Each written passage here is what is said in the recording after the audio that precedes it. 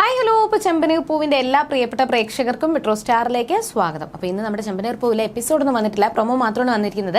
അപ്പോൾ ഇനി എന്തൊക്കെയായിരിക്കും സച്ചിയുടെയും രേവതിയുടെയും ജീവിതത്തിൽ സംഭവിക്കാൻ പോകുന്നത്? എന്തായാലും ഇന്നത്തെ എപ്പിസോഡോടുകൂടി രേവതിയുടെ ജീവിതം ആകെ താളം തെറ്റാൻ വേണ്ടിയിട്ട് പോവുകയാണ്. കുറേ നാളുകൾ ഒരുപാട് പ്രശ്നങ്ങളിലൂടെ കടന്നു പോയതിന് ശേഷം ഇപ്പോഴാണ് രേവതി സന്തോഷത്തോടെ ജീവിക്കാൻ വേണ്ടിയിട്ട് തുടങ്ങിയത്. സച്ചിയും രേവതിയും ഒന്നിച്ച് സന്തോഷത്തോടെ ജീവിക്കാൻ വേണ്ടിയിട്ട് ആരംഭിച്ചത്. എന്നാൽ പ്രതീക്ഷിക്കാത്ത പല സംഭവങ്ങളും രേവതിയെ തേടി വരാൻ വേണ്ടിയിട്ട് പോവാണ്. ഇതോടുകൂടി രേവതിയുടെ ജീവിതം തന്നെ തകരാനുള്ള സാധ്യതകളാണ്. പിന്നെ എന്തൊക്കെയായിരിക്കും സംഭവിക്കാൻ പോകുന്നത് എന്ന് നമുക്ക് നോക്കാം. അതിനു മുൻപ് ആദ്യമായിട്ടാണ് ഈ ചാനൽ കാണുന്നതെങ്കിൽ തീർച്ചയായിട്ടും സബ്സ്ക്രൈബ് ചെയ്യുക. അപ്പോൾ ഞങ്ങളുടെ പുതിയ സീരിയൽ റിവ്യൂ വീഡിയോസ് എല്ലാം നിങ്ങൾക്ക് ലഭിക്കുന്നതായിരിക്കും. അങ്ങനെ ഒരുപാട് പ്രശ്നങ്ങളും ഭയങ്കരമായിട്ട് ഓരോ സംഘർഷങ്ങളും നടന്നുകൊണ്ടിരിക്കുകയാണ് ഇപ്പോൾ രേവതിയുടെ ജീവിതത്തിൽ. എന്നാൽ ശ്രീകാന്തും വർഷയും തമ്മിലുള്ള ബന്ധം അവസാനിപ്പിക്കണമെന്നും വർഷയിനെ മേലാൽ വിളിക്കാൻ പാടില്ല, സൗഹൃദം കൂടാൻ പാടില്ല എന്നൊക്കെ രവീന്ദ്രൻ പറഞ്ഞിട്ടുണ്ടായിരുന്നു. എന്നാൽ അതൊന്നും കേൾക്കാൻ വേണ്ടിയിട്ട് ശ്രീകാന്ത് തയ്യാറായില്ല. അവൾ എൻ്റെ ബെസ്റ്റ് ഫ്രണ്ട് മാത്രമാണ്, വേറെ അപ്പുറം ഒരു ബന്ധവും ഞങ്ങൾ തമ്മിൽ ഇല്ല എന്നും അതുകൊണ്ട് അവളെ വിളിക്കാതിരിക്കാനായിട്ട് പറ്റത്തില്ല എന്ന് ശ്രീകാന്ത് മനസ്സിൽ ഉറപ്പിച്ചു. അതുപോലെ തന്നെ എന്തൊക്കെ പറഞ്ഞാലും ശ്രീകാന്തിനെ വിളിക്കാതിരിക്കാനായിട്ട് വർഷയ്ക്കും സാധിക്കത്തില്ല. അതുകൊണ്ടാണ് ഇന്നലെ ശ്രീകാന്തിനെ വിളിച്ചപ്പോൾ ശ്രീകാന്തിനെ വർഷ വിളിക്കുമ്പോൾ വർഷയുടെ കോള് അറ്റൻഡ് ചെയ്തിട്ടും വർഷയോട് സംസാരിക്കാൻ വേണ്ടിയിട്ടും വീട്ടിൽ വന്നിട്ടും വർഷയോടാണ് ശ്രീകാന്ത് സംസാരിച്ചുകൊണ്ടിരുന്നത്. ഭക്ഷണം കഴിക്കുമ്പോഴും എല്ലാത്തിനും വർഷയുടെ കൂടെ സംസാരിച്ചുകൊണ്ടിരിക്കുകയാണ്. അപ്പോൾ വീട്ടുകാർ വിചാരിച്ചത് വേറെ ഏതോ ഒരു ഫ്രണ്ടിൻ്റെ കൂടെ എന്തോ സംസാരിച്ചുകൊണ്ടിരിക്കുന്നത് എന്നാണ് മധുസൂദനും ഭാര്യയൊക്കെ വിചാരിച്ചത്. എന്നാൽ ആ ഒരു സമയത്ത് സാധാരണ ഡൈനിങ് ടേബിളിൽ വന്നിരുന്ന് ഭക്ഷണം കഴിക്കുന്ന വർഷ ഇന്ന് പതിവില്ലാതെ റൂമിൽ പോയിരുന്ന് ഭക്ഷണം എടുത്തുകൊണ്ട് പോയി കഴിക്കുന്നു. പതിവില്ലാതെ ഫോണിൽ സംസാരിച്ചുകൊണ്ടിരിക്കുന്നു. വീട്ടുകാരെന്ത് പറയുന്നതും കേൾക്കുന്നില്ല. അങ്ങനെ പെട്ടെന്നുള്ള മാറ്റത്തിൽ മധുസൂദനും ഭാര്യയ്ക്കും ചെറിയൊരു സംശയം തോന്നി. അപ്പോൾ വർഷ ആരോടാണ് സംസാരിക്കുന്നതെന്ന് അറിയാൻ വേണ്ടിയിട്ടാണ് മധുസൂദനൻ പിറകെ പോയി നോക്കിയത്. അപ്പോൾ സംസാരവും എല്ലാം കേട്ടപ്പോൾ മധുസൂദന് മനസ്സിലായി ഇത് ശ്രീകാന്തിനോടാണ് സംസാരിക്കുന്നത്. അപ്പോൾ ഭാര്യയോട് വന്ന് കാര്യങ്ങൾ പറയുന്നുണ്ട്. ഞാൻ ആദ്യമേ പറഞ്ഞതാണ്, രവീന്ദ്രനോട് കാര്യങ്ങൾ പറഞ്ഞ് മനസ്സിലാക്കിയതാണ്.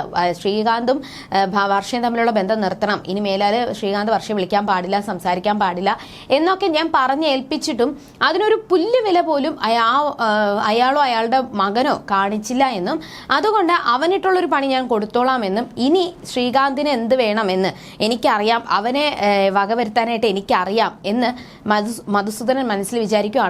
അതായത് ശ്രീകാന്തിന് വലിയൊരു അപകടം വരുത്താൻ വേണ്ടിയിട്ട് മധുസൂദനൻ ശ്രമിക്കുകയാണ്. ഇതോടുകൂടി തന്നെ വലിയ വലിയ പ്രശ്നങ്ങളാണ് ശ്രീകാന്തിനെ തേടി എത്താൻ വേണ്ടിയിട്ട് പോകുന്നത്. എന്നാൽ ഇതൊന്നും അറിയാതെയാണ് വർഷ തൻ്റെ അച്ഛൻ്റെ സ്വഭാവം എന്താണെന്ന്, അല്ലെങ്കിൽ തൻ്റെ അച്ഛൻ ഇങ്ങനെ ഒരു അബദ്ധം കാണിക്കുമെന്നും വർഷ ഒരിക്കലും വിചാരിക്കുന്നില്ല.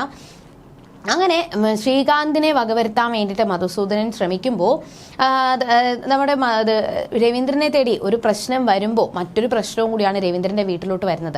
രേവതിയെ കാണുമ്പോഴെല്ലാം ചന്ദ്രമതി ഓരോ കുറ്റങ്ങൾ പറയാനും ഓരോ സമയത്തും അവിടെ രേവതിയെ വേദനിപ്പിക്കാൻ വേണ്ടിയിട്ടുമാണ് ചന്ദ്രമതി ശ്രമിച്ചുകൊണ്ടിരിക്കുന്നത്. എന്നാൽ അതിൽ നിന്നെല്ലാം രക്ഷിക്കുന്നത് സച്ചിയാണ്. രേവതിക്ക് സപ്പോർട്ട് ചെയ്ത് നിൽക്കുന്നതും രവീന്ദ്രനാണ്.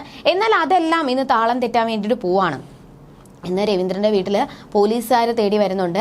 അപ്പോൾ എന്താ കാര്യം? അപ്പോൾ ആ ഒരു സമയത്ത് രവീന്ദ്രൻ പുറത്തോട്ടിറങ്ങി, ചന്ദ്രമതിയും പുറത്തോട്ടിറങ്ങി. അപ്പോൾ പോലീസിനോട് കാര്യങ്ങൾ സംസാരിച്ചുകൊണ്ടിരിക്കുന്ന സമയത്ത് ശബ്ദം കേട്ടിട്ട് രേവതി പുറത്തോട്ടിറങ്ങി വരുവാണ്.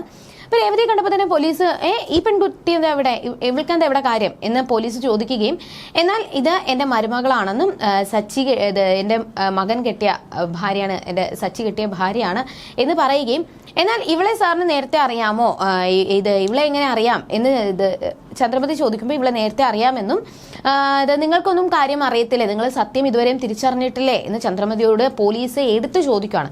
അപ്പം എന്ത് സത്യം, ഞങ്ങളൊന്നും അറിഞ്ഞിട്ടില്ല, എന്താ സംഭവം, എന്താ സാറ് വിശദീകരിച്ച് പറയൂ എന്ന് ചോദിക്കുമ്പോഴാണ് അവിടെ പറയുന്നത്, നിങ്ങളുടെ വീട്ടിൽ നിന്നും അന്ന് ബൈക്ക് മോഷണം പോയി. രേവതി വിവാഹം കഴിക്കുന്നതിന് മുന്നേ തന്നെ രേവതിയുടെ വീട്ടിൽ നിന്നും ഒരു ബൈക്ക് മോഷ്ടിച്ചിട്ടുണ്ടായിരുന്നു. അത് രേവതിയുടെ അനിയനാണ് മോഷ്ടിച്ചത്. പക്ഷെ അന്ന് സച്ചി കാരണമാണ് അന്ന് അവനെ രക്ഷപ്പെടുത്താനായിട്ട് സാധിച്ചത്. അതുകൊണ്ടാണ് ഇപ്പോഴും സച്ചി ഒരു റോൾ മോഡലായിട്ട് രേവതിയുടെ അനിയൻ കാണുന്നത്. എന്നാൽ ആ സത്യമൊന്നും ചന്ദ്രമതിയോ രവീന്ദ്രനോ മനസ്സിലാക്കിയിട്ടില്ലായിരുന്നു. അപ്പോൾ പോലീസ് രേവതിയെ നോക്കി നിന്നിട്ട് പറയുവാണ്, ചന്ദ്രമതിയോട് കാര്യങ്ങൾ പറയുവാണ്.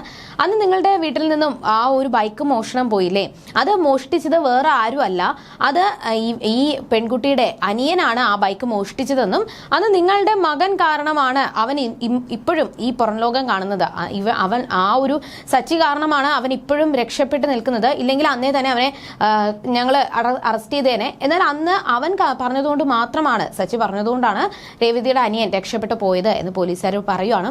അപ്പോൾ ഇതുവരെയും സത്യങ്ങൾ മനസ്സിലാക്കാത്ത ചന്ദ്രമതിയും രവീന്ദ്രനും ഭയങ്കര ഒരു ഷോക്കായിപ്പോയി ആ ഒരു വാർത്ത എന്ന് പറയുമ്പോൾ. അപ്പോൾ ഓരോ അവസരം കിട്ടുമ്പോഴും രേവതിയെ പഴിക്കാൻ വേണ്ടിയിട്ടും രേവതിയെ കുറ്റം പറയാൻ വേണ്ടിയിട്ടും രേവതിയുടെ കുടുംബക്കാരെ കുറ്റം പറയാൻ വേണ്ടിയിട്ടും മാത്രമാണ് ചന്ദ്രമതി ശ്രമിക്കാറുള്ളത്. എന്നാൽ ഈ ഒരു അവസരവും കൂടി, ഈ ഒരു സത്യവും കൂടി അറിഞ്ഞപ്പോൾ ഈ ഓരോ അവസരം മുതലാക്കാൻ വേണ്ടിയിട്ടും ചന്ദ്രമതിയും ശ്രമിച്ചുകൊണ്ടിരിക്കുകയാണ്.